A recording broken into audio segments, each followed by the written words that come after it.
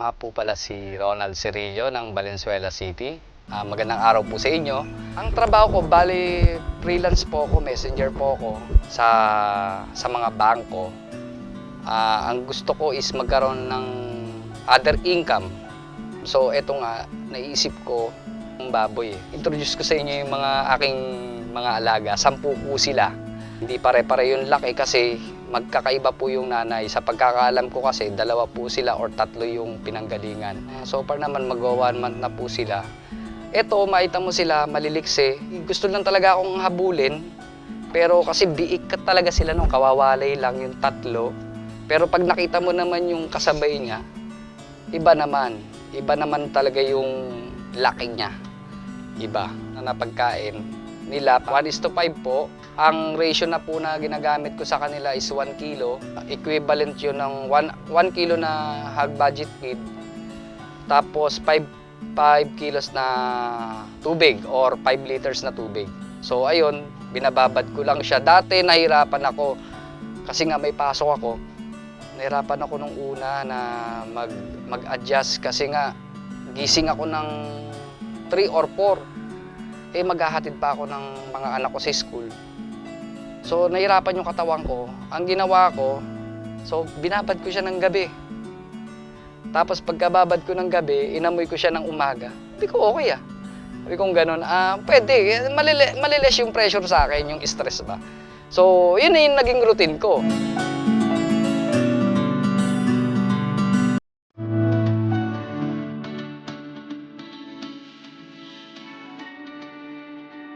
Ito yung kanina na pinrepare ko na pagkain nila para mamaya. So, 1:5 po. Since ang ratio na po na ginagamit ko sa kanila is 1 kilo, so 5 liters na po yun. So, kasi ang sabi ni Sir Walter, 200 grams equivalent to 1 kilo or 1 liter na tubig.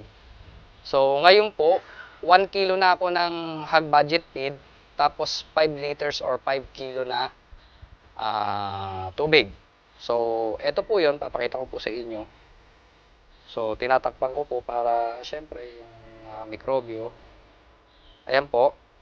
Kung makikita nyo po, kulay green siya. Tapos, may yung brown. Atobi po yan. Tsaka NBM.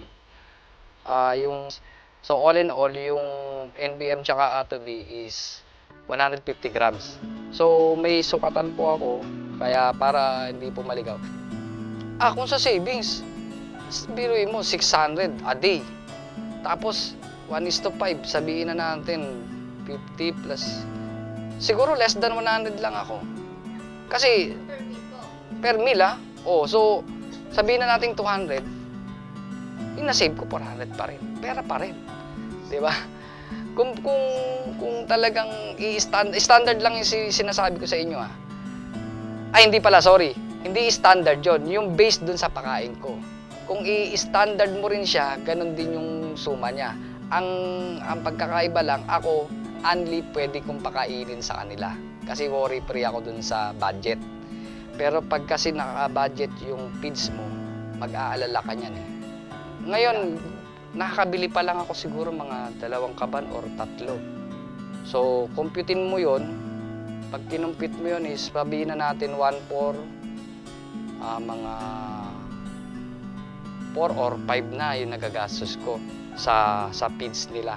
Pero pag kinumpit mo yung talagang maximum na gamit nila, dito pa lang, kung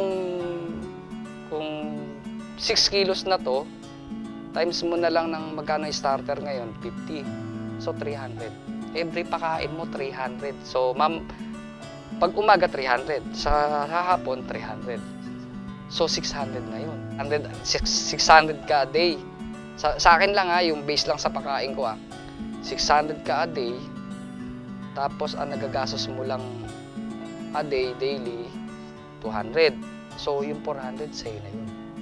Kung magpipids ka, bukod sa magagastos mo na yun, baka may stress ka pa. Dito naman tayo. Yung probiotics kasi, sinunod ko lang din lahat ng instruction based dun sa website nila Atobi. Ang sabi nga is, medyo nalito ako rin. Pero tinansya ko na lang po lahat. Pinagugasan ng bigas, tas yung bote ng gin na gatas, isang ganon, galing sa kalabaw. Kasi lito pa rin ako dun sa lactose free. Hindi ko alam yung kung sa market kung ano dun yung hindi yung lactose free, kasi hindi pwede yun yung lactose free. Ang kailangan yung may lactose. Siguro nga naisip ko na lang na fresh from galing Dodo yung yun fresh talaga. So nilagay ko lang diyan.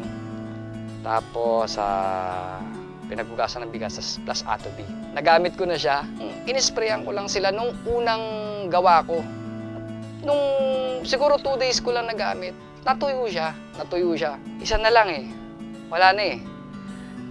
Dati, iilan lang ang walang may sugat dyan.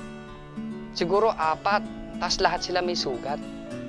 So, yun nga, naniniwala naman ako dun sa power ng technology.